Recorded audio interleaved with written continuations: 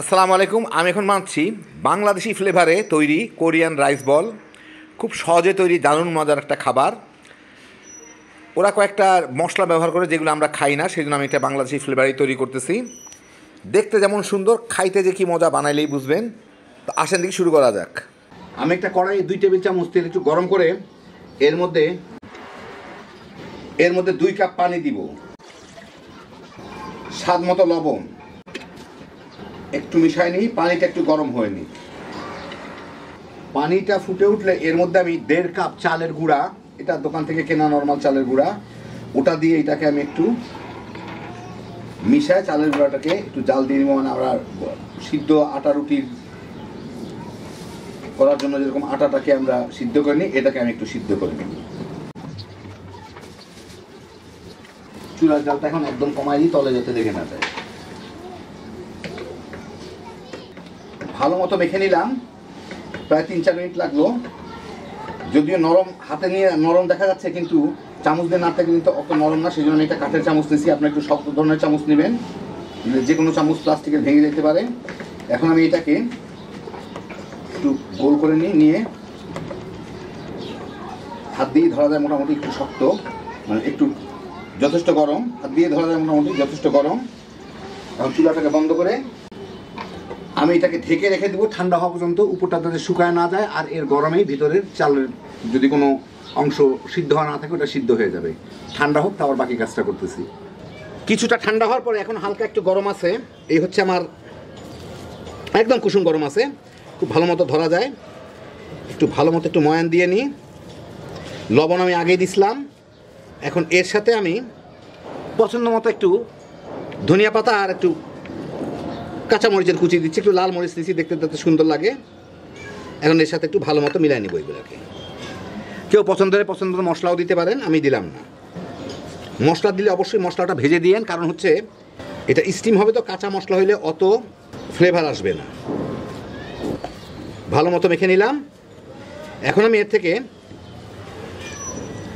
ছোট ছোট বল করে নিব, এরকম করে ছোট ছোট করে নিয়ে একদম সুন্দর একটা স্মুথ বল করে নিব, গোল গোল গোল গোল করে ছোট ছোট বল করে নিব। যার যার পছন্দ মতো আমি মোটামুটিভাবে এই সাইজের করলাম আর কি, এরকম অনেকগুলো বল করে নিব। আমি একটা বড় কড়াইয়ের মধ্যে কিছু পানি ফুটাই নিছি, এর মধ্যে আমি এই চালনিটার মধ্যে ওই গোল গোল ওইগুলা দিয়ে বসাবো। তো আমার চালনিটা মুখের মধ্যে এমনি এঁটে যায়, পানিতে টাচ করে না, সেই জন্য আমি দিচ্ছি না। তা না হলে আমি একটা এরকম স্ট্যান্ড দিয়ে তারপরে চালনিটা বসাইতাম। তো যেহেতু আমার চালনিটা পানি টাচ করবে না, সেহেতু আমি সরাসরি চালনি বসাবো। আপনাদের যদি কোনো চালনিতে কিংবা কিছুতে দেন যেটা পানি টাচ করবে, তাহলে কিন্তু পানি থেকে একটু উপরে রাখতে হবে এটা, যাতে পানি বাষ্পটা এখানে আসে, পানি ছিটে যাতে না আসে। তো আমি এটা এর মধ্যে বসাই দিলাম। বসাই দিয়ে আমি যে গোল গোল করে বানায় রাখছি যেগুলো, এগুলো এখন এর মধ্যে দিয়ে আমার এগুলাকে একটু ভাপায় নিতে হবে। আমার বেশ কতগুলো হয়েছে, সবগুলাই দিয়ে এর মধ্যে আমি একটু মিনিট 10 ভাপ দিয়ে নিই, তাইলে এটার উপরের দিকটা একটু শক্ত হয়ে যাবে, এগুলা সামান্য একটু ফুলে উঠবে। গায়ে গায়ে লেগে গেলেও ক্ষতি নাই, পরে টান দিয়ে ছুটাই দিব আর কি, অসুবিধা নেই। সুন্দর করে বসাই দিলাম। বসায় আমি এটাকে ঢাকনি দিয়ে 10 মিনিট ভাপ দিই। প্রায় 12-13 মিনিট ভাপ দিলাম। এই যে দেখেন, এই হচ্ছে ব্যাপার, ইয়েটা গোলগুলাগুলা। এখন আমি এটা চুলাটা বন্ধ করে দিব, এটাকে এর থেকে উঠায় নিব, যাতে গায়ে গায়ে লেগে না যায় আর কি। এখনও সরাই দেওয়া যায়, ওমা অনেক গরম, এখনও সরাই দেওয়া যায়, কিন্তু মানে শুকাইলে কিন্তু লেগে যাবে একদম আঠার মতো। এর থেকে আমি এটাকে তুলে নিব। আমি একটা কড়াই 2 টেবিল চামচ তেল গরম করে তার মধ্যে আধা কাপ পেঁয়াজ লম্বা ফালি করে রাখছি, ওগুলা দিয়ে দিব। পেঁয়াজগুলো বাদামি করে ভাজবো না, সেই জন্য আমি এর সাথে একই সাথে দিয়ে দিচ্ছি 3 কোয়া রসুন কুচি কুচি করা, আর 2টা কাঁচামরিচ, লাল মরিচ, এগুলো একটু কুচি করে নিচ্ছি। এগুলাকে একটু ভেজে নেব। সেই ফাঁকে এর মধ্যে রসুনের ফ্লেভারটা চলে আসবে। আমি কিন্তু মিডিয়াম হিটে রান্না করতেছি, একটু হাইয়ের দিকেই বলতে পারেন, মিডিয়ামের একটু উপরে। এর মধ্যে আপনাদের দেখাই দিই, আমি যেগুলো যে স্টিম করে রাখলাম, এগুলো দেখেন কত সুন্দর, এগুলো কিন্তু বেশ নরম। এই যে দেখেন, টিপে দেখলে একদম নরম, কিন্তু এটা বেশ নরম স্পঞ্জি, প্রত্যেকটাই নরম স্পঞ্জি। এইগুলো আমি এর সাথে মিশিয়ে নেব, ভেজে নেব আর কি। পেঁয়াজটা একটু ভাজা হলে, রসুনটাও ভাজা হয়ে গেছে, আমি চুলার জালটা একটু কমাই দিই এখন, মানে রসুনের সুন্দর একটা ফ্লেভার চলে আসছে। এখন আমি এর মধ্যে দিব প্রায় সিকি cup, quarter cup tomato sauce কিংবা টমেটো কেচাপ, 1-1.5 টেবিল চামচের মতো সয়া সস, তাহলে মিষ্টি আর লবণে একটা সুন্দর একটা কম্বিনেশন হয়ে যাবে। একটু মিশাই নিই,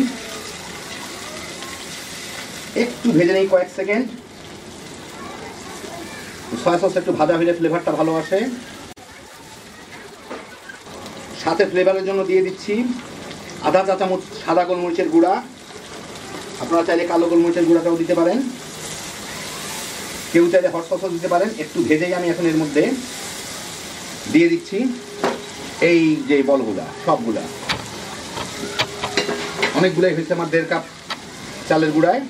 এখন এর সাথে একটু মিশাই ভেজে নেব, চুলার জালটা একদম কমায় দিই। এখন এটা রান্না করার কিছু নাই, খেয়ে দেখে নেবেন নোনতা মিষ্টি ঠিক আছে কিনা। সয়া সস কিন্তু নোনতা, আর ক্যাচাপটা মানে টমেটো সসটা ছিল মিষ্টি। আপনাদের পছন্দ মতো নোনতা মিষ্টি নিজের মতো করে নিয়েন। হয়ে গেল। এখন এর উপর আমি কয়টা ধনিয়া পাতা কুচি কুচি করে কেটে দিয়ে দিই, দেখতে সুন্দর লাগবে, ফ্লেভারটাও ভালো আসবে।